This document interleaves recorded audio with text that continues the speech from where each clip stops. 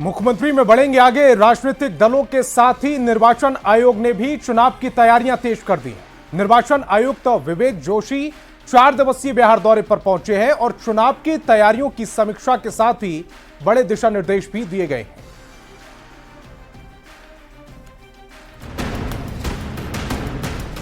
बिहार विधानसभा के चुनाव को लेकर हर दल अपनी अपनी रणनीतियों पर काम कर रहा है।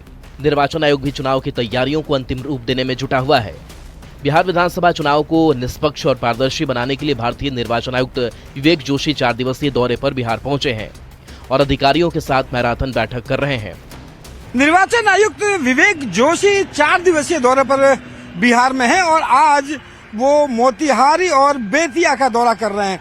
आपको बता दें कि हर जिले को लेकर के जहां पे फर्स्ट लेवल ईवीएम की जो चेकिंग है वो चल रही है और उसी के तहत जो है विवेक जोशी आज चंपारण पहुंचे हैं और चंपारण में जाकर के जो ईवीएम है उसके फर्स्ट लेवल जो चेकिंग है उन तमाम लोगों के साथ वो कर रहे हैं। उसके बाद वो बेतिया जाएंगे और बेतिया में भी वहां पे ईवीएम मशीन की जो चेकिंग होगी।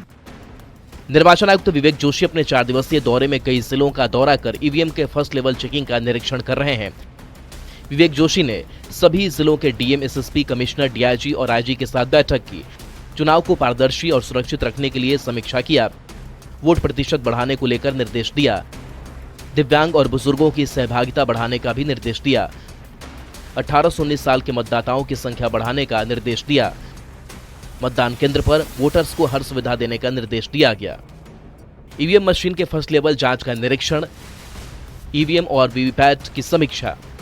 यह सबसे बड़ा उन्होंने निर्देश दिया है कि चुनाव में जो मतदान का जो प्रतिशत है वो बढ़नी चाहिए, क्योंकि बिहार में देखा गया है कि चुनाव का जो प्रतिशत है वो 50 से लेकर के 55% के बीच रहता है, जो कि राष्ट्रीय औसत जो है वो 62-63% का है।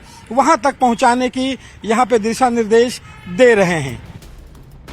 चुनाव की तैयारियों में जुटे निर्वाचन आयोग पर राजनीतिक दलों की भी निगाहें बनी हुई है।